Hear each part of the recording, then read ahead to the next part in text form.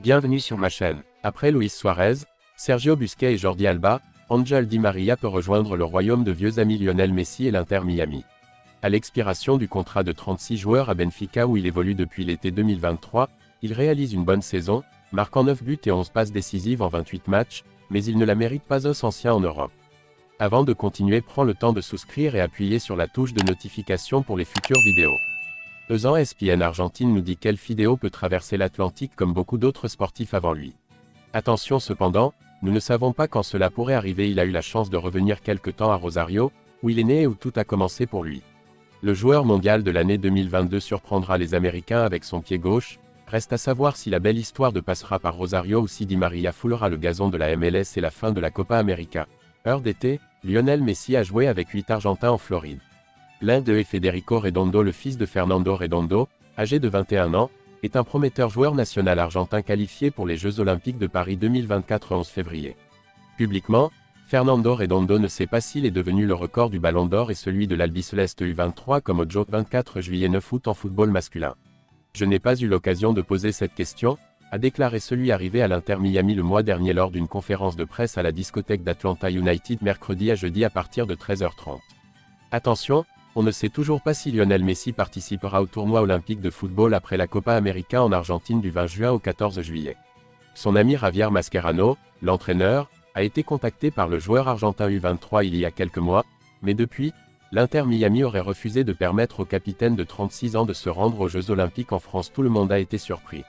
Lors de la Copa América, le tournoi MLS se jouait encore même s'il était organisé aux États-Unis, mais l'Amérique du Nord se termine fin juillet. L'Inter Miami participera à la Liga, à la MLS et à la Liga organisée par le Mexique. Si Lionel Messi participe aux Jeux Olympiques d'Argentine, il surprendra tout le monde en quittant la compétition de groupe en huitième de finale de ce tournoi d'été. Le temps passe et presque 20 ans, Mano Ronaldo et Messi ne nous ont pas surpris.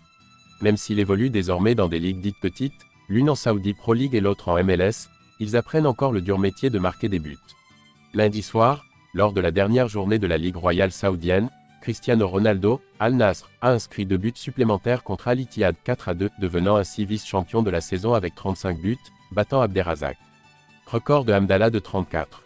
L'objectif est 2018 à 2019. CR7 a inscrit les 892 buts de sa carrière à 39 ans. À l'autre bout du monde, son meilleur rival Lionel Messi ne passe pas MLS Est 16 jours après Inter Miami CF, est mené au tableau de Léo. Quatrième joueur avec 10 buts en 10 matchs, mais il mène toujours l'équipe en termes de buts par match, atteignant 732 buts en carrière mardi. Le mot plus résume parfaitement la qualité et la longévité de Cristiano 39 ans, et Léo 37 ans le 24 juin. Ensuite, il y aura 3 matchs amicaux avant le championnat d'Europe contre le Portugal, Finlande, Croatie, Irlande. Car Ronaldo est effectivement sur la liste de la Seleção Portuguesa qui se rendra en Allemagne cet été. À leur retour, Lionel a repris l'action en MLS le jeudi 30 mai contre Atlanta United en vue de la prochaine Copa América.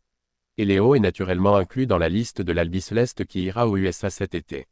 L'argent de Rafa Nadal rejoint bien Federer dans sa retraite. Nous rendrons hommage encore et encore pour le grand rôle qu'il joue et leur célébration dans les miracles en lisant les présages. Mais comme l'un joue en Arabie et l'autre aux États-Unis, on parle avec pessimisme de buts faciles, de défenseurs comme l'acier, de petits gibiers mauvais. Un objectif est un objectif, indépendamment de l'adversaire et du concurrent, parce que ce n'est pas un objectif facile. Merci d'avoir regardé cette vidéo et je vous prie de laisser vos commentaires.